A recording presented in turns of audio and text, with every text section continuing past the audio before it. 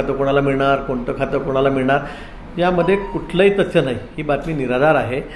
परवाच ज्यावेळेला कोर कमिटीची मिटिंग झाली, देवेंद्रजींनी सांगितलं की ज्या जागा कमी आल्या त्याची जबाबदारी मी स्वीकारतो, तिथपर्यंत ठीक होतं. नंतर आपल्यासमोर त्यांनी सांगितलं की मग मी सरकारमधून बाहेर पडतो आणि नंतर संघटनेचं काम करतो, 3 महिने पूर्ण महाराष्ट्र मी पिंजून काढतो. पण आम्ही सगळ्यांनी त्या गोष्टीला नकार दिलेला आहे.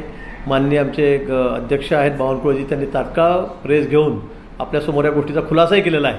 आम्ही सांगितलं देवेंद्रजी संघटनेचे काम करतील आणि मंत्रिपदावर उपमुख्यमंत्री राहतील, त्यांनी कुठले राजीनामे देण्याची गरज नाही, आम्ही स्पष्ट सांगितलेलं आहे. आणि आम्ही या मतावर सर्वजण ठाम आहोत, आम्ही सर्व ठाम आहोत.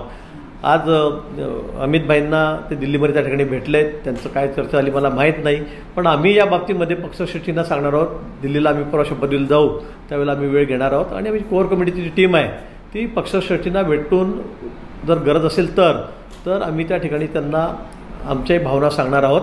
पण देवेंद्रजींनी कुठेही राजीनामा देण्याची गरज नाही, ते सक्षम आहेत, ते संघटनाही सांभाळू शकतात आणि ते